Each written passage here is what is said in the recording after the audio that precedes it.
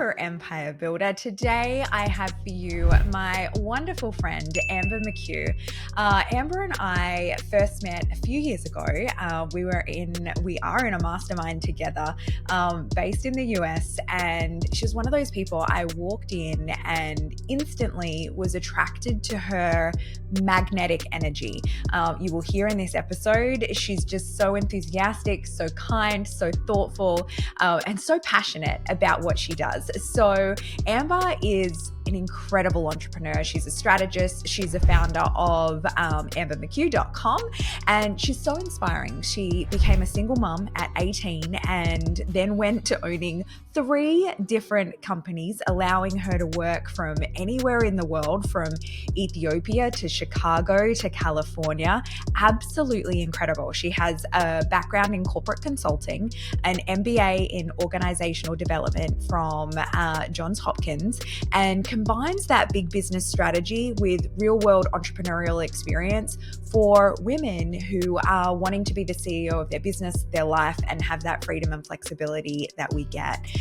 So she's talking about in this episode how she grew from 0 to several multi-million-dollar companies, how she purchased her first online education company, and how she's right now running the Modern CEO Method, which is a framework for building businesses that are scalable, sustainable, and most importantly, don't require you to be always on. So we're talking about how you actually get that freedom and flexibility instead of just dreaming about it, what things you can delegate, what mindset shifts we need to get over, and how Amber has done that for such a long time in her life. So inspiring, so incredible. I know you're going to love this conversation. Let's go. Alrighty, gorgeous Amber. Welcome to Her Empire Builder Show. Oh, thank you so much. I'm so happy to see you and be here. Oh, I'm happy to see you too. It's been like a while, like 6 months since I've seen your face. Yeah, at least. Yeah, it's been a while. So I am very excited to have you on because the first time I met you, and so we met in a mastermind, which I've talked a little bit about in your intro. But when I walk into the room, and you walk into a mastermind room, and you're kind of sussing everyone out. You're like, am I going to be friends with this person, and am I not going to be friends with this person? And you were this loud, wonderful American, and then started going, you've just flown over from Africa where you're doing this and you're doing that and you were jet setting around the world. And I'm like, I think we're friends now. I love it. Mine was a different experience. I was connecting with you and stalking you on Instagram first. It was like, all right, who are we going to meet? And that is where I felt your incredible energy and all of your color. That would have been the smarter thing to do. Yeah, I could have known already. So you are in a place, how do you say the place that you're in right now? I am currently in Abidjan, Cote d'Ivoire. I keep thinking it's called aubergine, like the American version of an eggplant. Yeah, that works. And I'm like, no, it's not aubergine. That's an eggplant, Tina.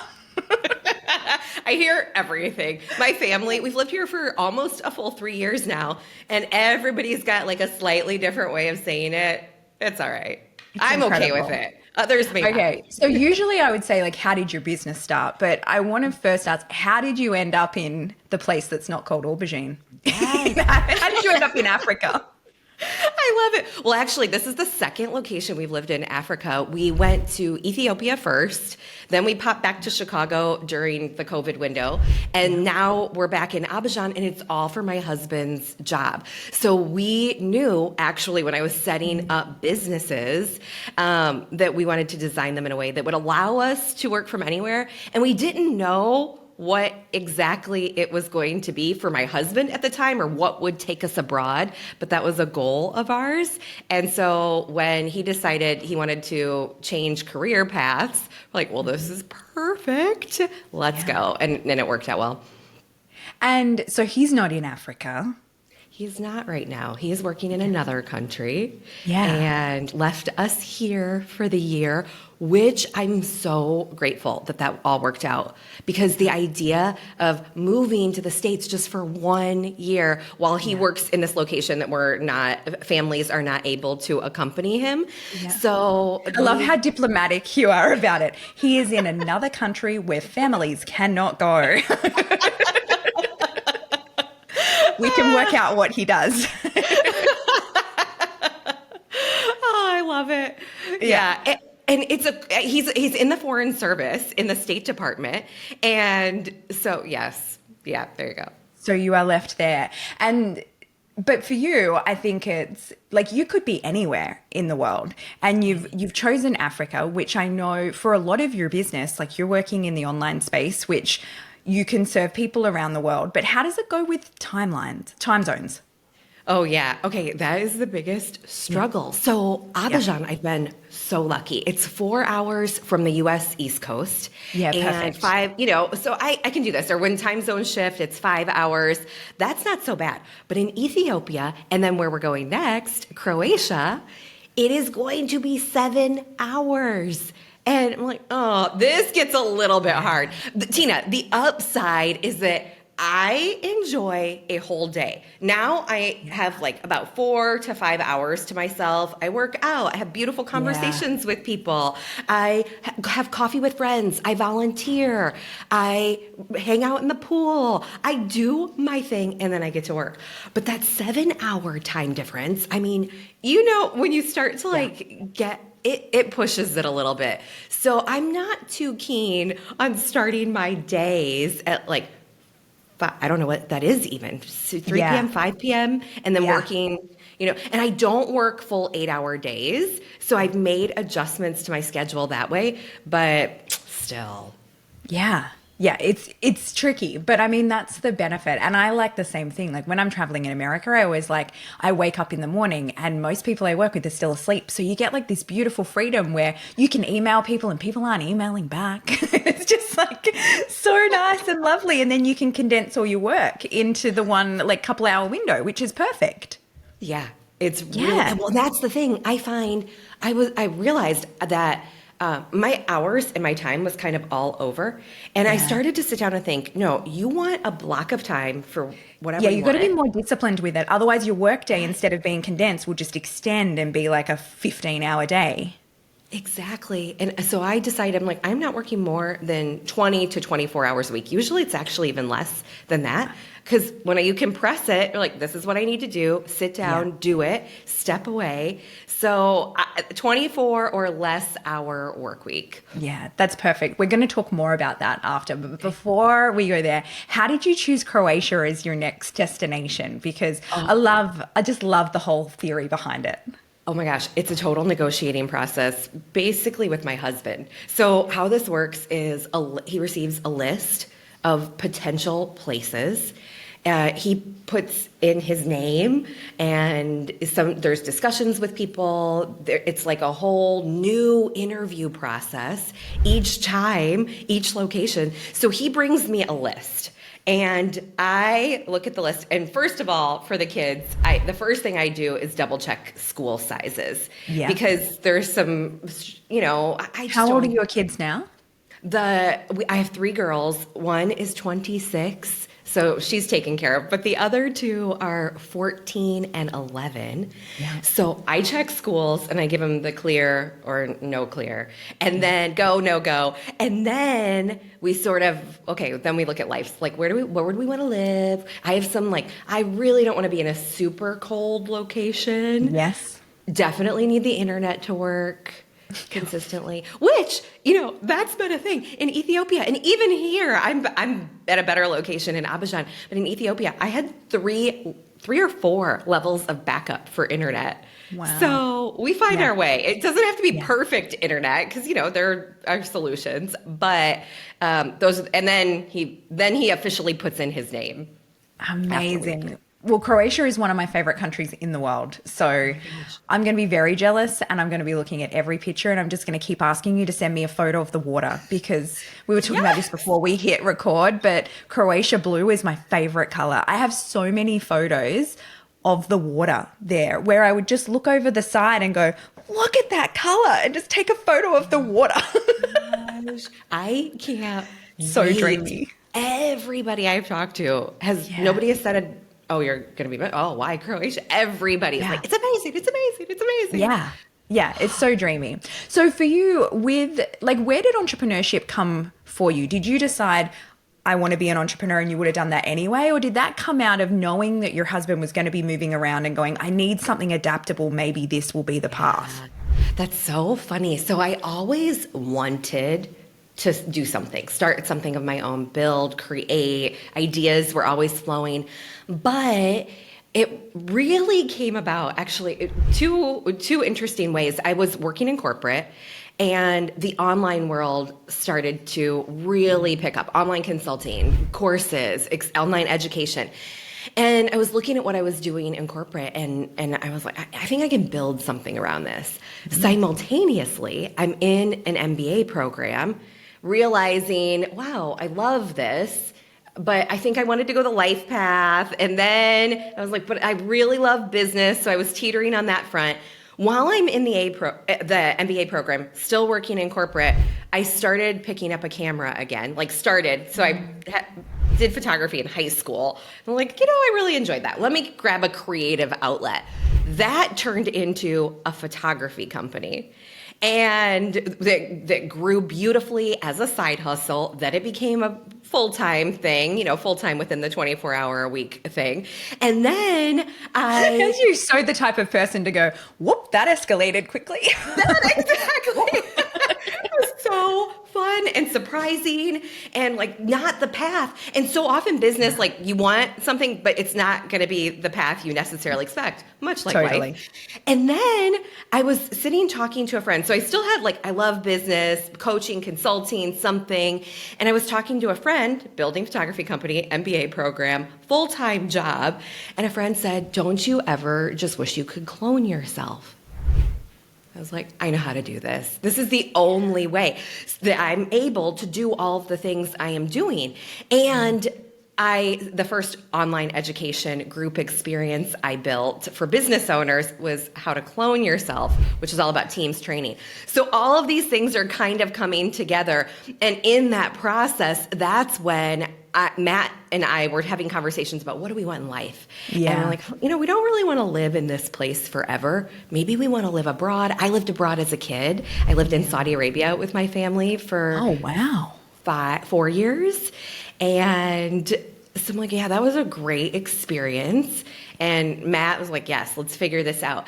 That's when he decided to change career paths. So I'm building, thinking, we're having conversation, thinking maybe we want to take this somewhere else.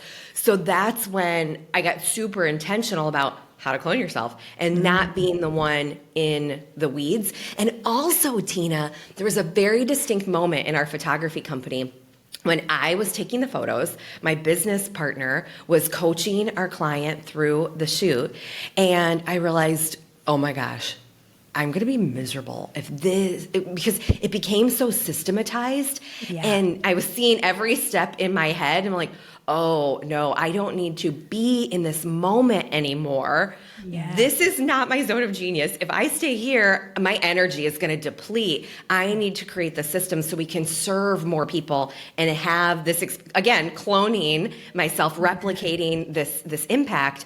And so I had a really heart-to-heart with my business partner at that time too. So all of these things are kind of unfolding that led us to being able to work from anywhere. And when was that? What year was that all happened?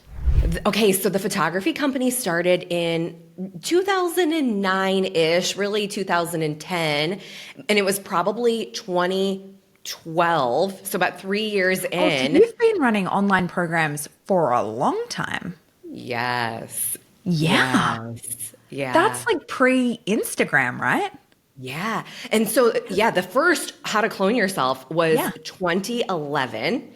Yeah. And before that, I did, when I was thinking, okay, is this life? I did run a small group, test life thing. I'm like, not yet. It's more business. Didn't know what it was.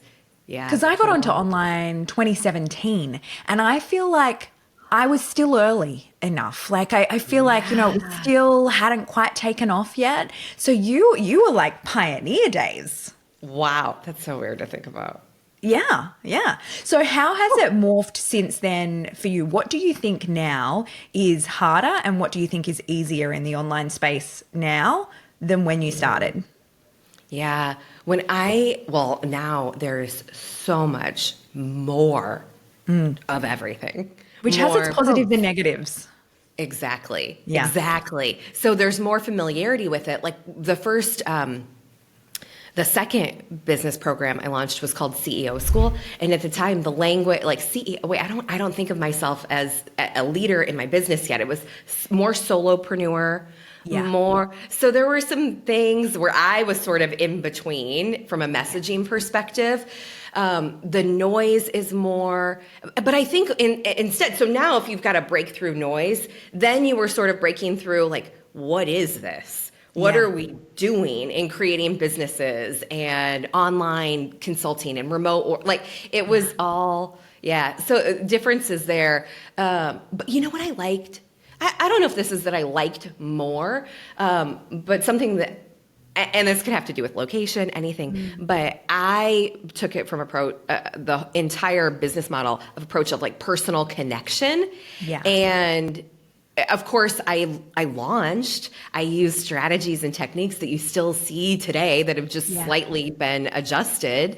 But I really liked the intimacy. That is probably what I liked. Yeah. Yeah. I was saying that to someone the other day actually about like the difference between, like, because they just launched their membership and they had 10 people and they were like, I thought I'd have so much more than that. Like, I'm really gutted. I'm like, I had six in my first cohort. And I miss that sometimes because I knew them so well. Yeah. And I loved the connection and the intimacy of that when you get bigger, you lose that a little bit because you can't hold the space for as many people in such an intense way. And I'm like, don't feel like those people are getting ripped off, that there's not many people there. They're getting the best of you. Like, this is awesome. I could not agree more. It's such a beautiful thing to be in intimate spaces with people. And Tina, it's interesting as you think about like scaling things up in the bigger, the research supports that one human can only manage about 150 people, a group of 100. Like you can only know 150 people. You can only stay connected to about 150 people. So now, Yeah, it's a good size. Okay, so you did that. What was like the biggest shift for you? Because you said, you didn't think of yourself as the CEO, and now you're running Modern CEO Method. So what was the shift for that, for you to own that? And do you see that people are really stepping into that more and going, you know what, I am the modern CEO? Yeah. It's interesting. So the previous to the Modern CEO, I did something called CEO School, and I didn't feel it yet, but I was like, oh, but this is it. Like, you are leading, sometimes you are the chief everything officer of your company. And okay, how do we really elevate in our company? So it was a bit like, no, this is how we need to think. Yes, we're running small companies, but how can we think about how we operate differently so that it creates the freedom and the flexibility that so many people in my world and in my communities were looking for. And so it was a bit of a challenge to myself to elevate. And also it really aligned with how I operated my businesses, which made everything easier. Yeah. So inspiration, aspiration for myself, and like the reality of, no, this actually helps. Because Tina, when I first started my business, side hustle, still at corporate, I was like, I don't want my business to feel like that. I don't want structure. I just want to flow with it. I just started flowing with it. And I was like, okay, you need a new plan, McCue. Yeah. So let's take what works. Let's adapt for smaller businesses. And then the Modern CEO Method, I was like, okay, it's not actually CEO, like, because the whole mindset is that we're not doing it like corporate. We're not in a corner office. We're not looking down on, concrete and small people walking by on the sidewalk. We have that connection. We have that intimacy. We have, freedom, flexibility. My kids might walk in while we're recording. Yeah. Like, there are a whole slew of other things. I honestly don't know how women raise a family and not have a business. Like, for people that have, most of my friends are entrepreneurs. I live in a very insular bubble where I'm not surrounded by normal people very often. And when I am, I'm like, how do you do that? Because I don't know how someone would go to work. It's not even 9 to 5. You go at 8, you come home at 6, 7 o'clock, and maintain a family and do all of the things. I think constantly, like the answer for women is to be self-employed, is to create that freedom and flexibility and have this and that, not this or that. Like, it's just, I don't know how people do it otherwise. Tina, I know quite a few families who are, for example, Ivorian Canadian and Ivorian American, and they lived in Canada, and they're like, we got to go back because the way that we work is so different, of course, around the world, but the support structures here, for example, are so much better, In terms of like community help. Community help. It's natural that you would have someone in your home helping, and so it's a very different model entirely. But I think, like, and Matt are a little worried. I mean, I am able to volunteer. I'm able to do extra things here because I do have much more support than we do in the States, for example. Likely in Australia, I'm pretty sure. Australia is even less than the States. Yeah. Oh my There's gosh. no housekeepers in Australia. No one has a gardener. Like, it's very different. Yeah. Yes. Yeah, you're right. So at least in the States, like house cleaning a few times a month. The gardener. My husband tried to cut the lawn, but he didn't have time for that either. That didn't work out for us so well. Like, So talk to me about your 20 hours a week of work, because I know that, especially for a lot of women that I work with, I'm sure very similar in terms of the number one reason women start businesses is freedom and flexibility. And I will hear often that, it's flexible, but the freedom is not gone. So if they need to jock out for the middle of the day, they can do that. If they need to pick the kids up from school, they can do that. But what I see is they're working late into the night. That freedom is kind of gone because there's always more to do, never at the end of that to-do list, of which I don't think I will ever in my life be at the end of my to-do list. But how do you keep your discipline going to go, I know you well enough to know you have 50 million ideas that you could fill 100 hours a week of work easily. How do you keep the discipline around, you know what, that's enough. I've done enough for now. Yeah. It's funny. So it's probably helpful to know in this that I don't get distracted by laundry. I don't get distracted by dishes. A friend, when I was in corporate and working from home periodically, someone was like, do you actually work? Or do you get distracted by laundry? I'm like, I do not have that problem.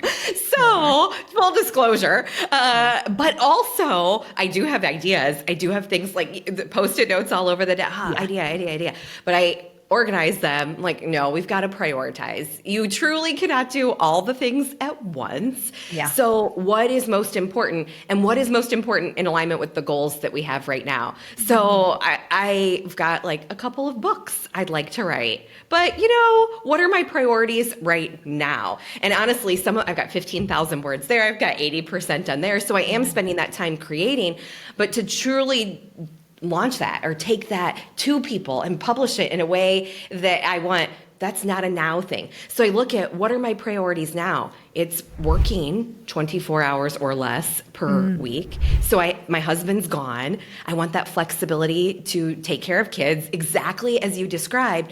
So what I realized when I sat down and said, okay, I really need to work like this. Whatever that is. For me, these are the hours I want to work. I need to be off so I'm not working all night. My husband's not home. I need to be there with the kids, right? I don't want to start until this time because otherwise I'll be working, So I put some constraints in place for myself. And then I looked, pen and paper, how am I going to fit what I need to get done? Does it fit? And I did the math and I negotiated with myself. Like, what are your priorities? What fits? What doesn't fit based on the life that you are living and want to live right now? And then I thought back because this thing comes up, Tina. I wonder if you've heard this before, where people say, if you're saying like, don't hustle, people will sometimes react and say, but you had to hustle when you were starting out. You had to work more than 20 hours a week. You had to just do more when you were starting. And I looked back and I'm like, actually, photography business started when I still had a full-time job. And I was in an MBA program.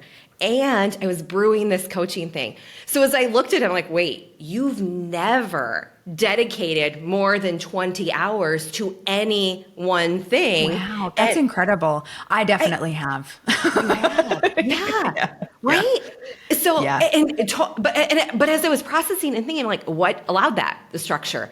And so Yeah. then I was like, okay, wait, you can just compress your day. No, you don't start work until noon, but Yeah. you will work 6 hours then. And the occasional thing will pop up, like we are talking right now. And I started at 6:30. Yeah. Very occasional. Yeah. I don't do 1 a.m.s anymore. There was Yeah. a time when I did. Sorry about that.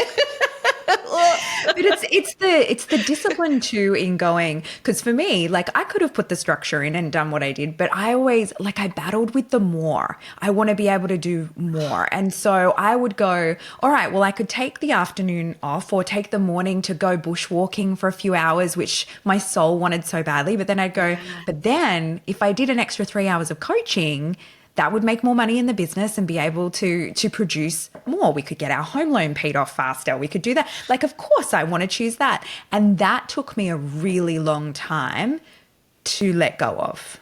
Yeah, in that window, actually, when we were preparing to move to Ethiopia, Yeah. I had a lesson of practicing, number one, patience, and number two, surrender. And that is probably for me when that journey of like, okay, letting go of more started. But also a lesson, because sometimes even though I'm working in this constraint or I'm not working 24/7, I would still feel like that urgency. Yeah. Yeah. Yeah. And that took me a little bit longer. Or even guilt. Like I remember the first time, this was maybe like 2018, summer 2019. And I was in Florida. We were on a family vacation back from Ethiopia. And I was sitting on the beach, gorgeous blue waters, sitting on the beach. Actually, not on the beach. Our condo that we were staying at was on the beach. So I was at the condo, typing, working, but looking out at the beach. And I felt guilty. And I was like, you need to stop this. You've created, this is what you've wanted. There are people living and working in all sorts of different ways. You can sit on the beach and work. And then, okay, so that was also an unraveling of like, yes, this is what you wanted. This is what you created. Don't feel guilty because you see memes or you hear people saying like, people don't really work on the beach. I'm like, I do. I think so and much. I work in my pool now. Yeah, I've seen that. Yes. But I think so much of what we do as business owners is like running a business, starting a business especially, is such a lesson in personal development. Like nothing will expose your own mental blocks more than doing that. Because it's like you feel guilty for working. I feel guilty for not working. Like we're like the opposite issues going there. And they all stem from different things and conditioning that we've had. And I think that for each of us, it's like, I love that you say, define what it is that you want that to look like. Maybe it is 20 hours a week. Maybe it's 10, maybe it's 50. But the important thing is defining what does success look like for you right now in your chapter and then making that work. Yes. Yeah, and releasing, if you feel guilt, if you feel judgment, like practicing, like, whoo. And there are still areas that I don't talk about as much or I don't share as much because I'm like, oh, I can like hear something, not anyone in particular saying anything, but I can hear like, oh, people might say this. I'm like, so I have layers of that I need to shed too. And personal development. So with like what people might say, what is your advice to women who are going into this for the first time, are still in that self-discovery before they've I know after a few years of being in business, you've like got the confidence to go, you know what, get on board or get off kind of thing. But at the start, you're worried about the judgment from others, especially in online business where we're going online and we know that extended family members are going to be watching you and maybe you've never sold online before and you're feeling exposed with that. What is your advice to women about that fear of judgment and putting yourself out there? My kids can account for this. I practiced everything. Everything before going live, before, this, so that nothing could shake me. So I would like check it, test myself, run or visualization, like run through it in my head a few times first, so that if that comment comes up or if that family member says something, I was like, no, I've already been there. I've already done this in my head. I know how I'm going to respond. And it may be like, no, just no thanks. Sometimes I'll just say, oh, no, thank you. Not even going to talk about it. No.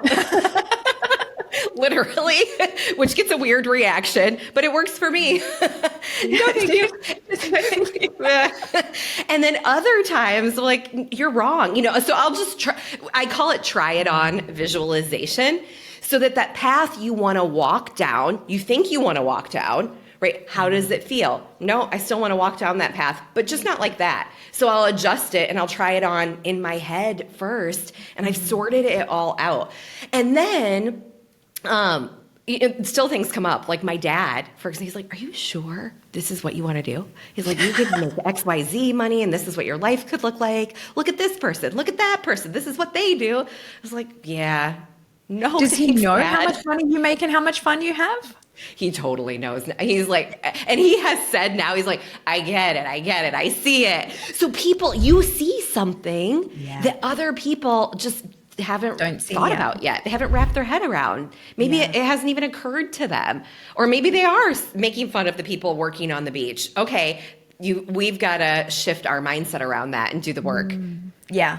How do you feel with failure? Do you think that it's a necessary part of business? And what is your advice to people that are scared shitless about failing publicly? Oh, yeah. I mean, yes. The number of times. And the one thing I think we can 100% guarantee will happen as we're growing our businesses is that we will make a mistake. Like something will not work. 100%.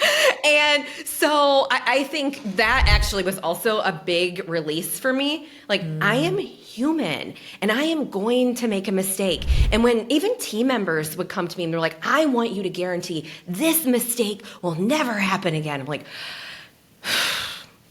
I can't. No, thank you. No, thank you.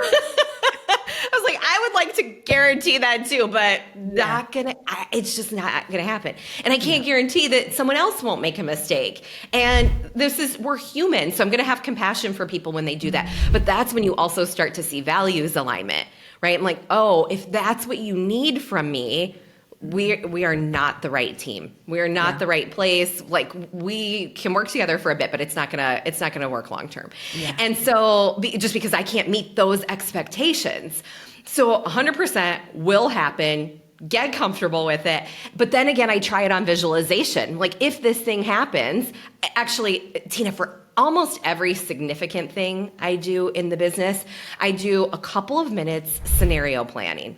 And I'll just map out, okay, if this goes this way, what do I do? If this goes this way, what do I do? If the Facebook ads don't work, if I want 30 people in this program, but 10, I welcome 10 in. What am I going to do? How am I going to feel about that?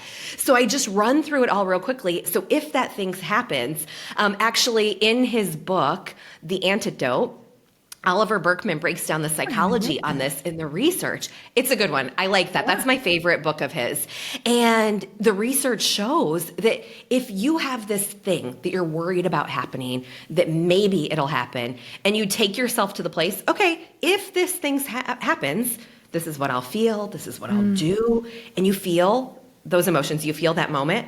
The research shows that if the thing actually happens, and chances are it won't, but if it happens, you've already processed it, so the hit isn't as hard. And I'm like, wow, okay, that's a flip. Yeah. So I had always embraced that, and then when I knew there was a psychological benefit, I'm like, oh, good, yes. Yeah. It's like, have you seen Tim Ferriss's TED Talk on fear setting? It's that same No. theory. In he Okay. does like goal setting and fear setting and mapping out every fear that he has and then how he'll overcome it. It's the same Yes. thing, and I think it's so necessary because so often if I see people that haven't progressed in their business the way that they wanted to, a lot of the time it's because they're too scared to fail. They're too scared to go for it and take that leap. And I can't even, I was interviewed for a podcast a few weeks ago and they were like, "What's your biggest failure?" I was like, I can't even count how many. Like they are plentiful. And the good thing is, though, most people wouldn't know. People don't see your failures, or if they do, they don't really care, or it makes it, I know, especially in launches, if I send the wrong email or I'm missing a link, it kind of makes you a little bit endearing because it's like, well, you're a human too. It's not so bad. It's so true. Yeah. It's Yeah. not so bad. So when you're talking about clone yourself, and I love that that was your first thing because, I mean, I think and go, oh gosh, I'd love to clone myself. Like imagine, I mean, I don't know what would happen to the world if there were multiple Tinas in it, but it would be very handy for the amount of work that we're able to do. What do you see the most people hang on to for the longest that they shouldn't? Like in terms of what do you see people doing that they should automate or delegate or delete off their task list altogether? Is there something that you see again and again that you're like, why are so many people still doing this in their business? It's a long list, actually. And if we were to categorize it, it's a lot of the admin. Because, as we prioritize and look at client work, you may stay in that longer. And that makes sense. Yeah. That you would stay in that. But everything under that, right? So across the board, I talked to a business owner recently. She was still running payroll. I'm like, oh, wow, you're multi-million-dollar company. What if you spent your time on those revenue-generating activities? So it's a big bucket. I so wish there was like that one thing I could point to. For me, I book my own travel still because it gets complicated. And that's probably something I could get some help with. One of the more recent... like my husband and I are going on honeymoon in September. So we're getting married again, but it's our 20-year wedding anniversary. We get married every 10 years and take a honeymoon. So we're doing that. And I thought this exact thing. I was like, I always book the travel. And I was like, I'm going to get a travel agent. It's time to do it. Anyway, I gave the whole brief. They came back, but they came back with like these bougie AF places that were like $3,000 a night. I'm like, I don't know who you think I am, but this is not it. Like, this is crazy.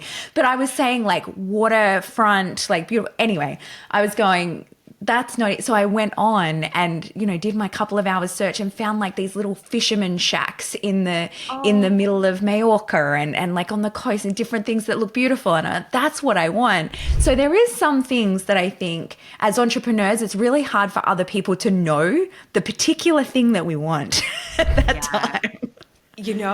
And as you said that, I realized I kind of just told a false truth, but I didn't mean to. I have worked with travel agents.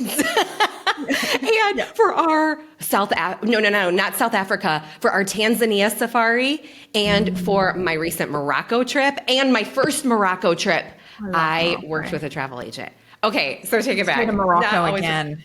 But you're Morocco. Yeah. Morocco. Yeah. What Have you is been to something that Cape you're Town? still doing that you can delegate? Still doing, I know I can delegate. Oh.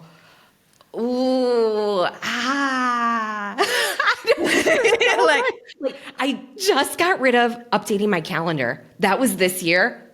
All of the years, the kids' school calendar would come. I would spend a good bit of time lining everything up. I just got rid of that one. Shared it. Yeah, got some help. That was probably the longest lasting one. Now, my business partner and teammate, Joanna, said last night, ask Amber how much she has fired herself from, because it's a long list. Which is like that's goals. It's goals. I mean, and the beauty is actually another resource that really inspired me on this, because I was doing it anyway. I was like, no, I need to stay in my zone of genius if I'm going to be able to make these things work and focus on revenue generating activity. And the book Business Brilliant, Lewis Schiff. I love a little research, Tina, to back theory, practice, what am I seeing? And then the research, I'm like, yes, okay, it's all over. And Lewis Schiff researched the difference between self-made millionaires and billionaires and those people who stayed in the middle class. And one of the key differences is that people who stay middle class DIY, DIY, DIY it, versus those people who shift from middle class to self-made. I mean, we know, and the stat says it. Well, if there's something they think someone else could do better than them, they pull that person in 9 out of 10 times. So when I heard that as I was building How to Clone Yourself, I got connected to Lewis. I'm like, okay, this is like solidifying. I love that. I was like going to ask you my last question, but I'm like, no, I'm going to slot this one in here. Where do you kind of go, what's your advice for people that are going, I need to delegate because I want to be able to do more and clone myself, but I'm not yet making enough money to hire that person, or it feels like a big leap to hire the person. Where is that balance in going, all right, I'm ready to get someone? What advice do you give to people with that so that they don't go broke in the process? It's so good because we want to be good stewards of our business financials always. And I think, like, as I was watching your hands balance there, I'm like, that's exactly it. So you might be at a point where you're generating a little bit of revenue, or you have some money to invest in your business. And I wouldn't hire exponentially above that. I would hire in line with that, so that it just feels good to my nervous system.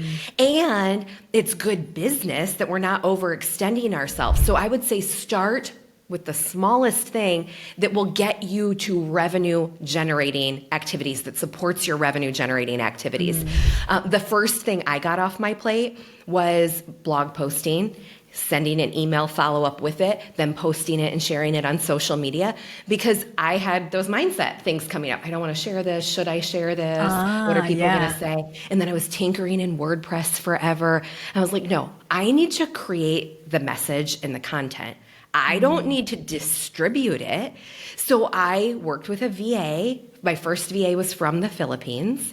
And what did I do with that? About 8 hours a week I was spending on that. I was like, this is silly. You've got revenue generating activities. I flipped into a sales mode and I started taking one-on-one clients. I'm like, best investment. Such a better use of your time of 8 hours. Yeah. So that was first. And then later, this will be an example of something that may come later, is I loved bookkeeping. Counting money makes people happy. That is not a sentence you hear often. I love bookkeeping. That moment on Friday night, right? So my 20 hours in my first business were after hours because I still had a full-time job, and that was Friday night date night, and my husband would do something else. I'm like, well, I just want to count some money, so I would go through bookkeeping. But then, Tina, there became a point where other activities were more important, revenue generating. I needed to focus on clients, so I started. I was dropping the ball. That was my job, and I wasn't doing it, so I fired myself. But that was further along. That was like 6 years into the business. Yeah, I love that. Yeah, but I enjoyed it. I was the same. I started with like 10 hours a week of an assistant. Then I got full-time. Then I got VAs. Like it grows. Yeah, sometimes I'll see people come in and they go, okay, I need to get 3 VAs. I need a marketing person. I need this person. I'm like, whoa, one at a time. Like, one at a time. And then when you do it slowly, you can use that time so well, like you did, to go, all right, if I buy myself back 10 hours, how can I use that 10 hours to earn 10 times the amount that I'm paying that person for? Like, it's such a good way to do it. And the reality is, if you're spending 10 hours, someone who's not as worried about it or who's actually experienced in it will take less time. Yeah, totally. Okay, now is my final question. So looking ahead, what is the legacy that you're hoping to leave, not just through your business, but through like the modern CEO movement and everything that you're creating and doing for women? Tina, thank you for this question. That was a beautiful little reflection that happened in my head. And when the entirety of why I wanted to build a business and why I get so excited about helping other people in their businesses is because it can create a better life. So I hope that through all of what I am building, if it helps people love and live and enjoy their lives just a little bit more, that would feel really good to me. Right. Yay to that. Cheers to that. And that is it. I think the ripple effect, like I work with women also, and I think the ripple effect in people's lives and communities when women are empowered, when women hold more wealth, is exponential. Exponential. Yeah. So I am looking so much forward to all of your Croatia Blue photos and watching along your travels. I will link to all your things in the bottom so that people can follow along with that as well. And you have a planathon coming up towards, like, you do it every year, right? So you do it around October every year? Yes, exactly. What is that?